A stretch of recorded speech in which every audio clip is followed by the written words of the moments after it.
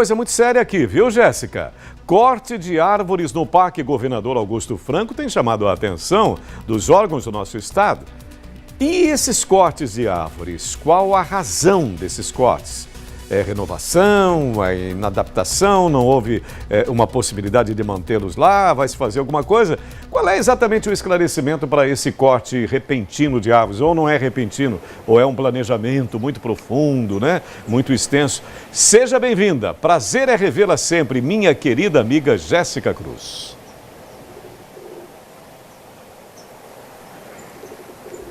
Oi, Sérgio, boa tarde para você, boa tarde para quem nos acompanha. Bom, nós estamos aqui no Parque Governador Augusto Franco.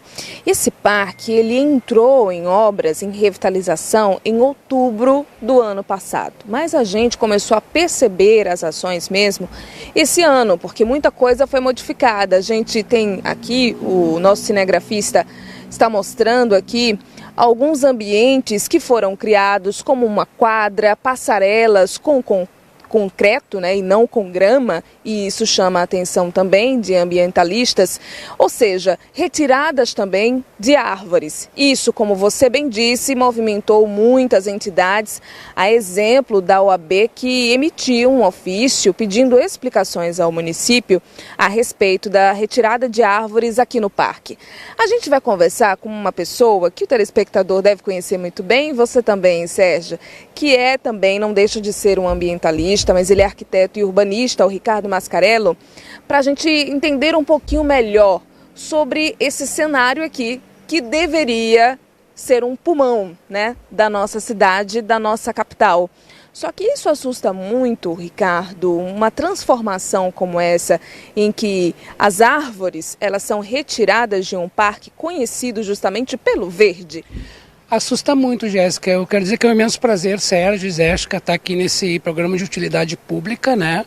O Parque da Sementeira, assim, ele é um pulmão para a cidade de Aracaju, né? Porque ele está, assim, num epicentro onde nós somos cercados por edificações.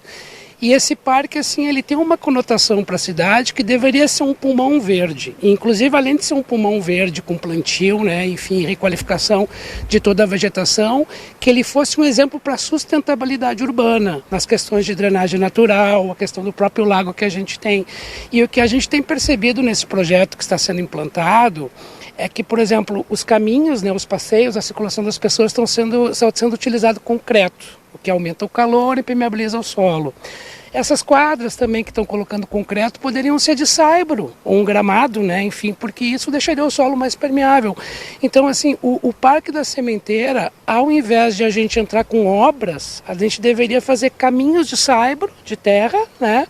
E plantar mais árvores, para que as pessoas pudessem desfrutar, enfim, da vegetação, da sombra, do bem-estar do clima e escutar esses pássaros aqui que transitam no parque. Assim que a gente chegou aqui, o Ricardo chamou também a atenção até para a entrada do parque, né? Aliás, o parque ele é todo cercado com grade. Isso também poderia ser diferente, Ricardo? Isso, Jéssica. A gente especula como arquiteto urbanista querendo contribuir com a cidade, né? Nós fizemos em 2018 uma proposta de retirar essa cerca ao redor do Parque da Sementeira. Por quê? Para que ter essa cerca, né?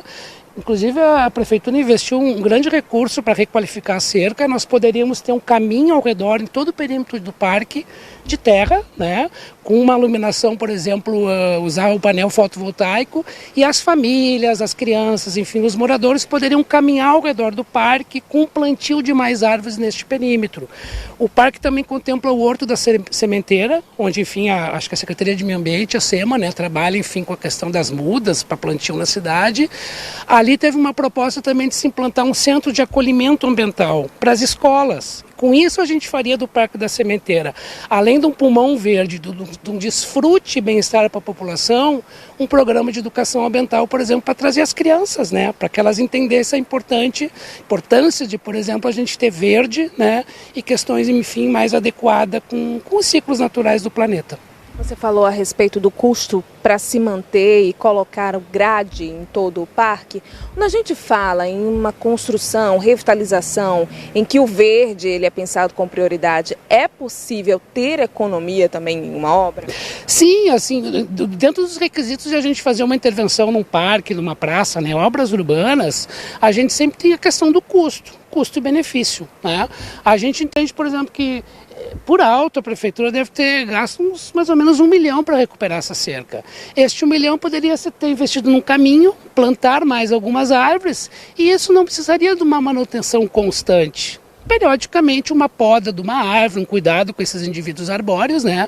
Mas a gente entende que muitas vezes projetos mais naturais, o que a gente chama de bioarquitetura, né? Por exemplo, ao invés de investir num piso de concreto, vamos fazer um piso de terra. Isso tem exemplos no Central Park, no Parque Farroupilha em Porto Alegre, no Parque Barigui em Curitiba. Então, assim, eu acho que a gente já tem muitos exemplos que a gente pode se espelhar, né? Então não é assim, a gente não precisa nem inventar a roda, mas que a gente possa, assim, ter relações mais adequadas com as chuvas, com o sol, com o verde, enfim, e com a vida dos seres humanos. Na sua visão, a nossa capital, de 0 a 10, ela está em quanto em questão de arborização? Olha, eu poderia dizer, vamos deixar por 5 ou 6, né? Porque fica uma escala difícil, mas o que a gente pode trazer desse dado, Jéssica, é que Aracaju, assim, tem uma faixa muito pequena da relação verde e habitantes, né? A gente já teve cidades como Porto Alegre, já teve como primeira de arborização, a gente tem Curitiba, enfim, a gente tem hoje Campo Grande. Aracaju está lá embaixo nessa escala e parece que a gente está correndo na direção contrária. A gente está aterrando mangue, desmatando vegetação para construir, e a gente deveria fazer o contrário, preservar o que a gente tem, regenerar e replantar. Dá tempo de fazer isso? Dá tempo, sempre é tempo. A gente, como ser humano, acredita no planeta, na vida, né? Então, assim, sempre é tempo. A gente espera que, assim, a consciência ecológica tome conta dos cidadãos e que a gente possa, enfim...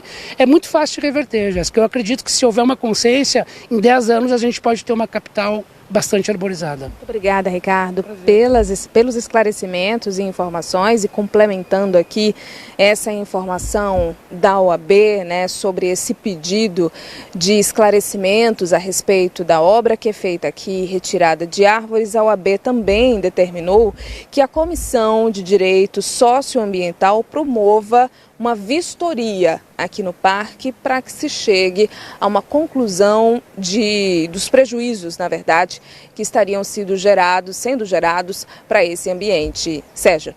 Aí você veja, né, Jéssica, nota 6 para o nosso verde, nota 10 para o Ricardo, né? Como faz diferença você ouvir pessoas inteligentes e bem intencionadas. Muito obrigado, Ricardo, muito obrigado, Jéssica.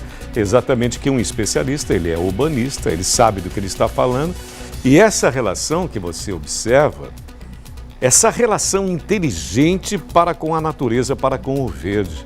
As pessoas bem intencionadas, repito, as pessoas inteligentes, pessoas que sabem exatamente o que estão fazendo, elas transformam a cidade em um espaço agradável, né? Generoso, bonito, arborizado. E sabe no que isso tudo acaba se revertendo? Sabe qual é o resultado disso tudo? Pessoas felizes, pessoas educadas e pessoas saudáveis. Pessoas felizes, pessoas educadas, pessoas saudáveis. Só que tem uma coisa, o contrário é verdadeiro. Quando pessoas burras, mal intencionadas, incompetentes, realmente não fazem aquilo que tem que fazer, acaba acontecendo isso. Quem paga o pato sempre é o povo. Sobra para o povo. Meio-dia.